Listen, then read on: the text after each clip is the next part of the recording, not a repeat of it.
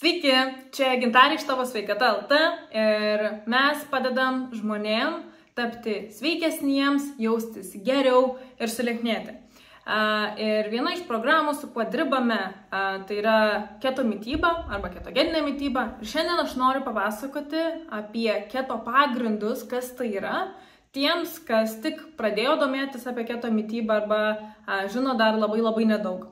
Tai pati ketogeninė mityba, jinai visų pirma, ką reikia suprasti, jos laikosi daug kas labai skirtingai, skirtingai suvokia ir jos yra labai skirtingų rūšių.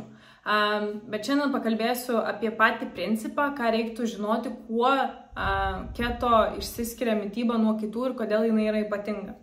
Tai keto arba ketogeninė mityba, vieni vadina keto dieta, kiti keto mityba, nes vieni tai įsisavina gyvenimui, kiti tik tam tikram periodui, čia visiškai priklauso nuo jūsų.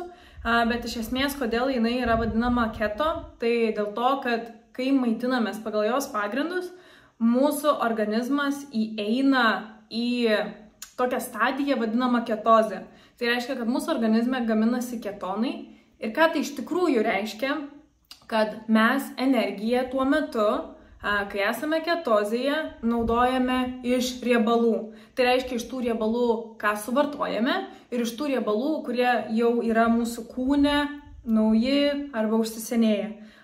Tai kiti vadina ketozę riebalų deginimu, sako, aš padėsiu jums tapti riebalų deginimo mašina ir taip toliau. Bet iš esmės viskas eina ir kalbama yra apie ketozę. Tai dėl to šita mityba taip ir vadinama. Dabar natūraliai kyla klausimas, o tai jeigu keto mitybos metu aš deginu energiją iš riebalų, o tai kai aš nesimaitinu pagal keto mitybą, ką aš tada naudoju energijai. Tai mes kaip žmonės, mes galim deginti energiją, naudoti energiją iš dviejų šaltinių. Tai yra riebalų, ką išsiaiškinom, tai yra tie žmonės, kurie maitinasi pagal keto mitybos principus, ir iš angliavandenių, iš cukrų, iš gliukogenų. Kuo skiriasi šie energijos šaltiniai, tai kad angliavandenių energija jinai yra labai staigi, o riebalų energija jinai yra rusenanti, jinai yra ilgai duodanti energiją.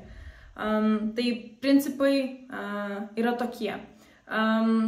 Dabar klausimas labai natūraliai, kas kyla, yra pradedant domėtis apie keto mitybą, tai o kaip aš galiu nueiti į tą ketozę, tai apie tai papasakosiu truputėlį kituose video, bet pats pagrindinis principas yra, kad kai mes tam tikrą laiko tarpą organizmui neduodam angliavandenių, neduodam grynųjų angliavandenių, iš ko jis galėtų deginti energiją, tada jis pradeda jungtis į ketozę ir degina riebalus energijai.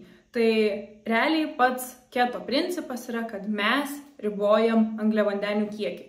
Tas ribojimas pradžioje yra 20 gramų, po to jau, kai esame ketozėje ilgiau, mūsų organizmas labiau pažįsta, yra labiau pratęs prie šio proceso, tada šis skaičius didėja iki 30 ar net 50 gramų grynųjų angliavandenių per dieną.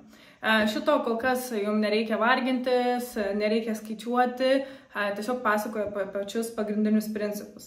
Dabar tie, kas apskritai nėra super giliai besidomintys mitybą, kas yra viskas normalu, viskas labai gerai, noriu papasakoti, kas yra tie angliavandeniai.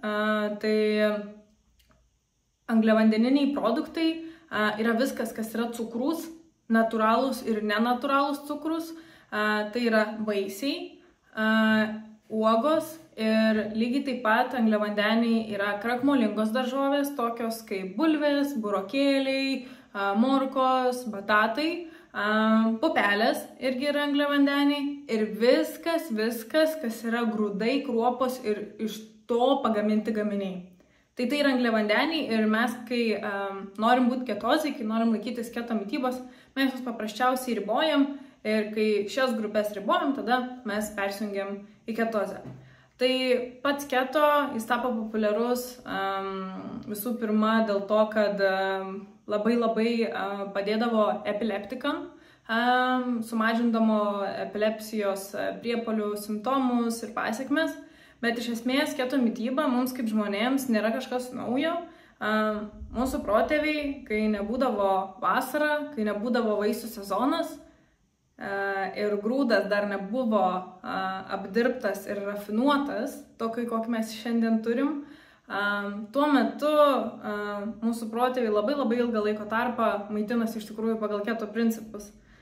Jie beveik nevartodavo angliavandenių ir dėl to žmogui labai yra priimtina keto mitybos arba ketozės būsena, nes tai yra labai nuo seno ir mūsų organizmas mažai ką te pasikeitė nuo to laiko. Tiesiog šiandien visa industrija ir visos cheminės reakcijos yra tokios, kad mums valgyti tai, kas turi cukrų, tai, kas turi daug angliavandenių, yra kažkiek skaniau tam momente, nebūtinai ilgainiui. Ir dėl to mums atrodo kartais labai didelis iššūkis to atsisakyti, bet keto mityba, kaip ir minėjau, yra viena populiariausių mitybos būdų ir gyvensenos, netgi būdų, sakyčiau, lieknėjimo būdų, kiti gydosi labai daug ligų šios mitybos pagalba, tai ir jinai yra jau kurį laiką mūsų pasaulyje, tai tikrai yra alternatyvų, kaip galima savęs nevaržyti, jaustis gerai, valgyti tikrai labai įvairų, skanų maistą. Ir šiandien apie keto mitybą tiek.